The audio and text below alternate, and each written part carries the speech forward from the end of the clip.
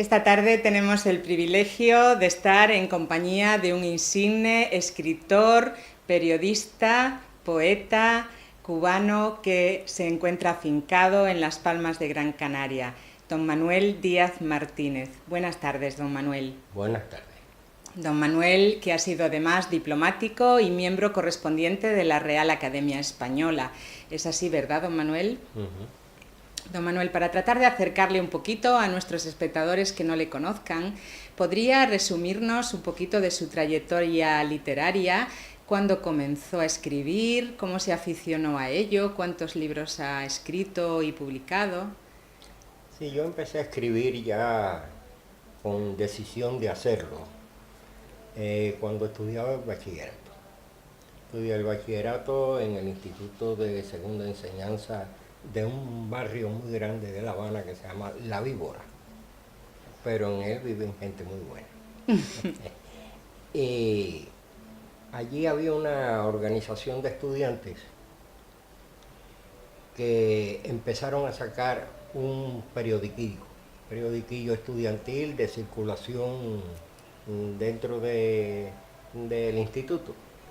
Y como a mí ya me gustaba escribir, pues me dieron la responsabilidad de ser el jefe de redacción del periódico.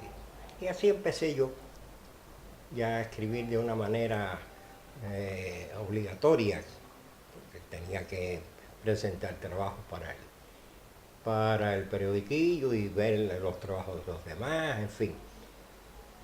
Pero mi primer artículo se publicó estando yo todavía en el instituto, en un periódico muy antiguo que había en Cuba, que era un periódico local de uno de los barrios más grandes de la ciudad de La Habana, que era el barrio de Marianao.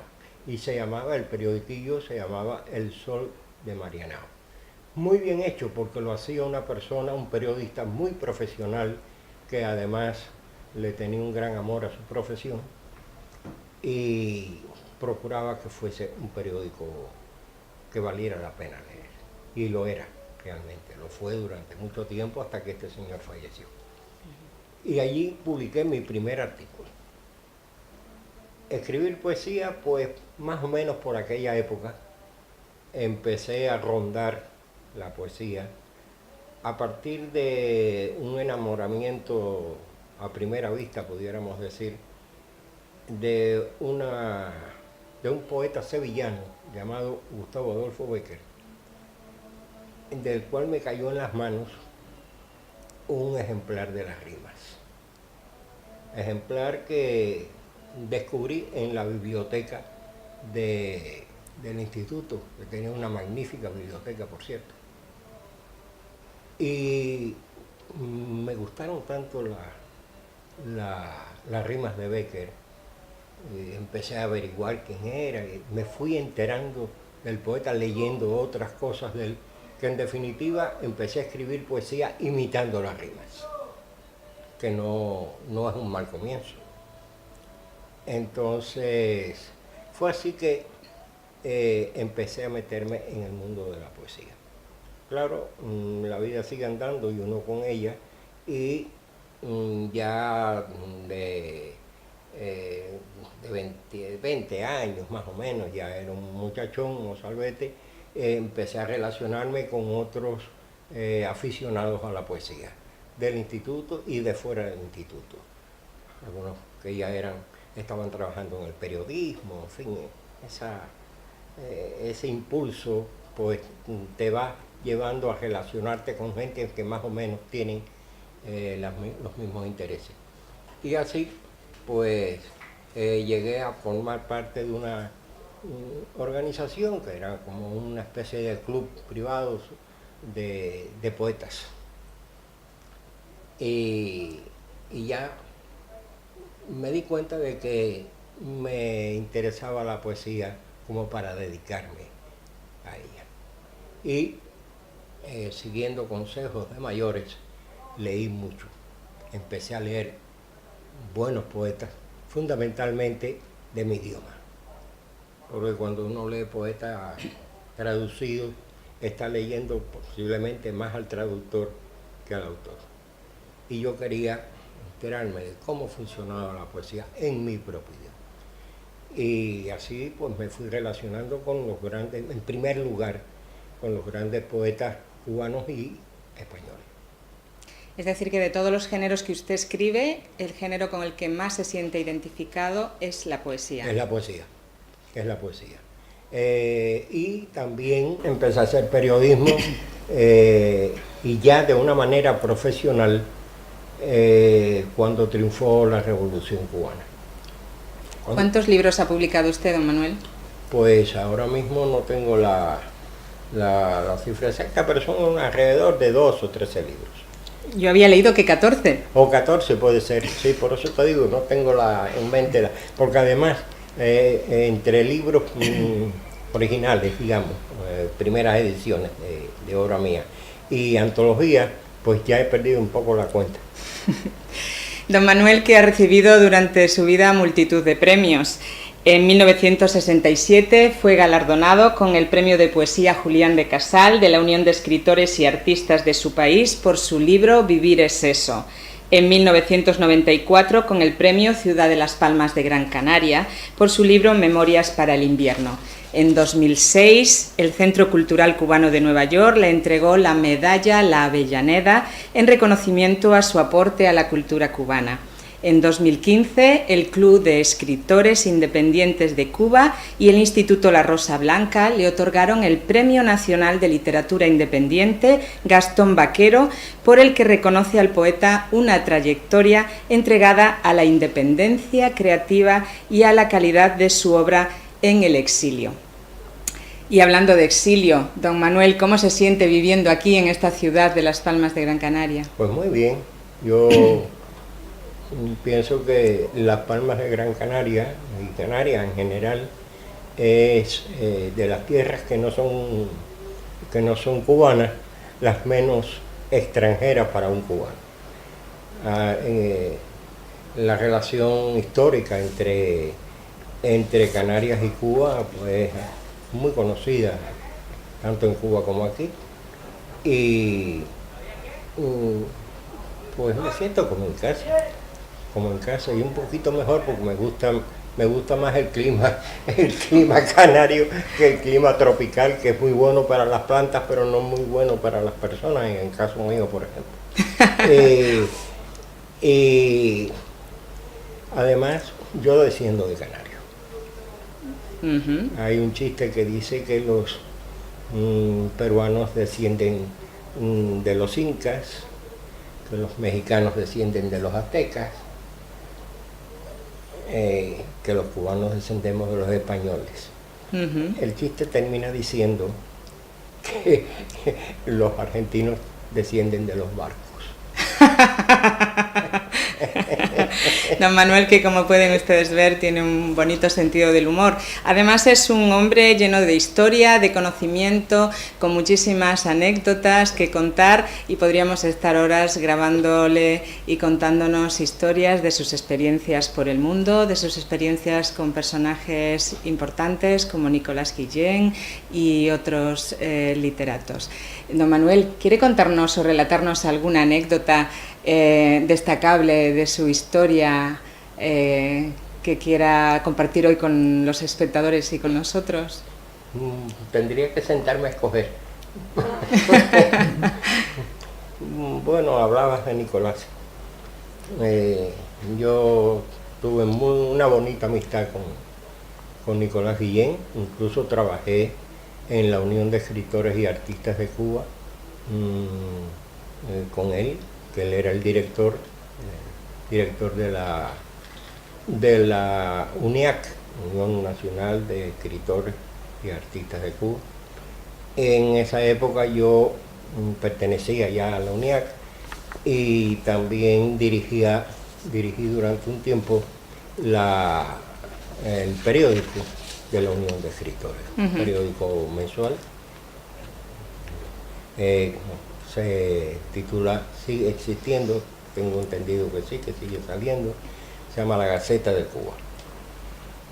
Y bajo la dirección de Nicolás, pues yo era responsable de edición del periódico, digamos, como jefe de redacción del periódico, aunque él delegaba enteramente en mí las responsabilidades del periódico.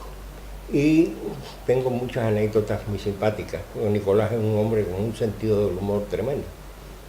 Y recuerdo una anécdota, recuerdo muchas, algunas que no quiero decir ahora, pero sí recuerdo una muy simpática y además muy noble y que revela el estilo del humor de Nicolás. Recuerdo que estando yo en la redacción de La Gaceta, que toda la Unión de Escritores tenía sus dependencias en un mismo edificio, una casa muy linda del barrio del Vedado de La Habana, un palacete que fue de un banquero, y allí se instaló la Unión de Escritores y allí estaba la redacción de La Gaceta, la presidencia de la Unión, todo. El caso es que un día entra Nicolás de pronto en la redacción y veo que está recogiendo, vengan conmigo, nos llevará. El caso es que había visitado, estaban allí de visita, unos periodistas canadienses que le habían acabado de hacer una entrevista a Nicolás y querían fotografiarse con él y con todos los que trabajábamos a las órdenes de él en la Unión de Escritores, una foto de familia. Y bueno, nos juntamos en el jardín de la unidad, unos jardines grandes, muy lindos, y allí nos juntamos todos. Y ya los fotógrafos canadienses estaban con sus cámaras preparados ya, tomando ángulos y qué sé yo, y de pronto se siente la voz de Nicolás, que tenía la voz gruesa y alta, y dice, ahora pongan una sonrisa inteligente, después pueden volver a su estado natural.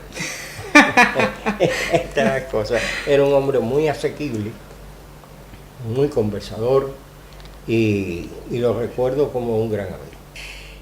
Ahora quisiera, don Manuel, preguntarle sobre un tema un poquitín peliagudo. Si quiere nos responde y si no, él nos dice que lo dejamos aparcado el asunto y no hay ningún problema. Esta tarde estuve leyendo un poquito de su blog, un blog muy interesante, la verdad, lleno de muchísimo jugo, en el que he observado que usted es un hombre sin pelos en la lengua. Sí, por eso estoy en el exilio. Precisamente de eso le quería hablar. Bueno, he visto que el 2 de mayo del 2008 usted publicó un artículo que se titula Las cartas sobre la mesa. Un artículo que, si me permite, quiero leer un poquito del encabezamiento y que dice: cuando suscribí la Declaración de Intelectuales Cubanos en 1991, me echaron de la Unión de Periodistas y de la Unión de Escritores. Cuando firmé el proyecto de programa socialista democrático en 1992, me privaron de mi puesto de trabajo en Radio Enciclopedia. A la luz de lo que a continuación expondré, es de suponer que mis acesantes perseguidores soñarán con echarme también de la Academia Cubana de la Lengua, de la que a propuesta de Dulce María Loynaz yo era miembro desde abril de 1990. A partir de ese momento, usted comparte la correspondencia que mantuvo con el señor Bueno, que según nos cuenta parece que no hizo honor a ese apellido, y que le contesta de un modo que usted no esperaba, haciendo cumplir esa profecía que usted nos comentaba al inicio de ese artículo, de las intenciones que tenían de echarle de ese puesto, que teóricamente es vitalicio, ¿verdad? También nos comparte en ese blog las cartas que mantuvo con el señor Indurain, secretario de la Real Academia Española de la Lengua, y cuenta al final: no obtuve respuesta cuando le pidió al señor Indurain explicación de por qué su nombre no aparecía en el listado de académicos de la última edición del diccionario de la Real Academia de la Lengua. ¿Ha tenido usted desde entonces noticias de la Real Academia Española? Pues no. No las ha tenido. No. ¿Desconoce usted la situación? Bueno, vamos a ver. Sí tuve noticias porque yo le presenté esta situación a un académico, ilustre académico y magnífica persona, que era el señor García Yebra, con el que tuve una maravillosa amistad que nunca olvidaré. Que ya ha fallecido lamentablemente. He fallecido ya. Y fue una de las muertes que más he sentido yo en el plano personal. Ya en aquel momento García Yebra, que fue durante mucho tiempo, si la memoria no me falla, secretario de la Real Academia Española, pero ya él estaba como jubilado o estaba dedicado enteramente a su trabajo de editor en la editorial Gredos. Y cuando recibí la primera carta de Salvador Bueno, que ya entonces era el presidente, era el director de la Academia Cubana de la Lengua, porque ya había fallecido Dulce María Loinaz, diciéndome que no sabían dónde yo estaba, que no había pedido permiso para estar en el extranjero, que no había comunicado nada a la Academia Cubana y que eso tenía que hacerlo, y que habían tomado la decisión de dejarme fuera de la academia. Yo le escribí. La correspondencia entre el señor Bueno y yo y toda la papelería relativa a esta situación la tengo en mi archivo. Yo le escribí diciéndole que en primer lugar él sí sabía dónde yo estaba, incluso por qué. Y que además era lógico pensar que en estas circunstancias en que estaba yo en el exilio, que había tenido que irme de Cuba, porque además el gobierno cubano me exigió que me fuera,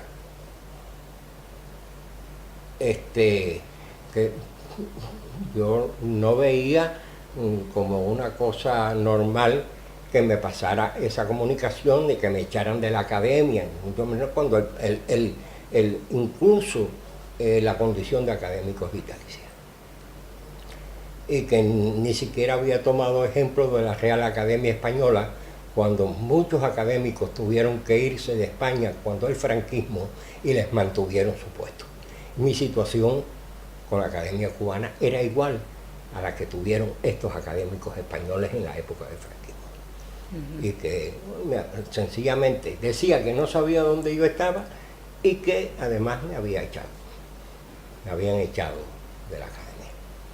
El comentar este tema no ha sido otro que el deseo de denunciar lo que nos parece realmente una injusticia realizada por un gobierno que no solo a usted, sino a otros muchos compatriotas les ha hecho padecer por su libertad de expresión, y queremos desde aquí darle nuestro apoyo y nuestra felicitación y nuestro agradecimiento por compartir abiertamente sus sentimientos y su opinión al respecto de este asunto. Pues muchas gracias, se lo agradezco mucho. Quiero decirle además, añadir, que cuando yo fui a ver a Madrid, en Madrid a García Yebra, le llevé toda esta documentación y le hice una explicación minuciosa del caso, de la historieta esta.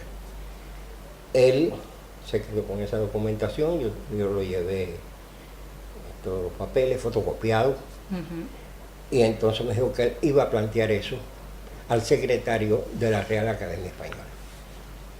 Al tiempo recibí una carta que consta en mi archivo también, de García Yebra, en la que me da cuenta de esa entrevista que tuvo con el secretario de la Real Academia Española, y que se había acordado que a la Real Academia Española no le interesaba cuáles eran las relaciones que yo tuviera con la Academia Cubana, que yo seguía siendo miembro correspondiente de la Real Academia Española, independientemente de las relaciones que yo tuviera con la cubana.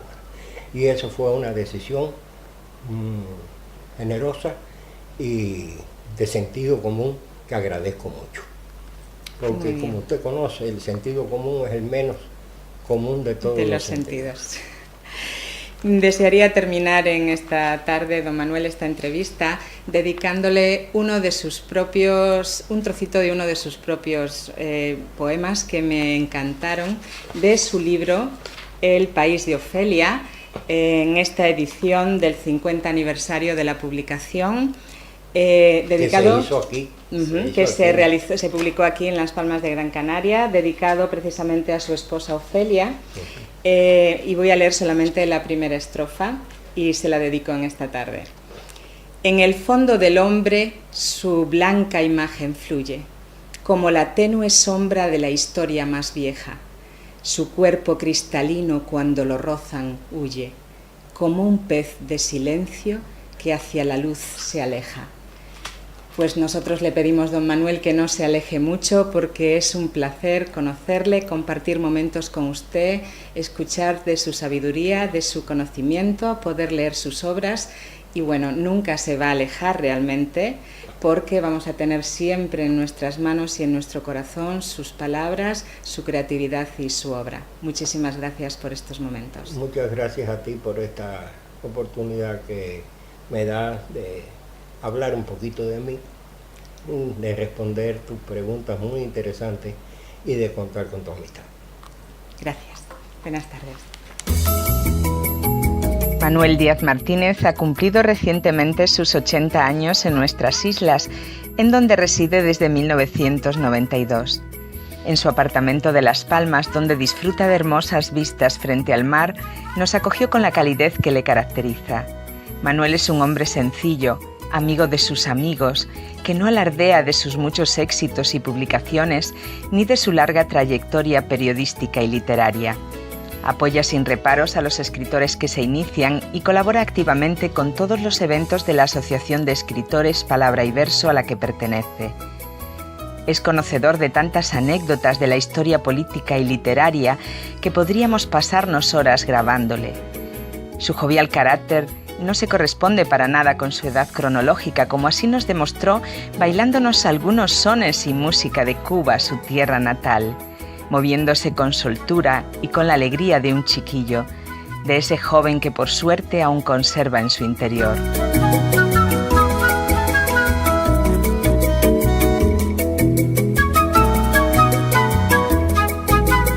Esperamos que estas pequeñas pinceladas les hayan servido para acercarles un poco más a este hombre, a este mago de la pluma que tiene aún mucho que ofrecer y compartir y que no deja indiferente a ninguno de los que se le acercan.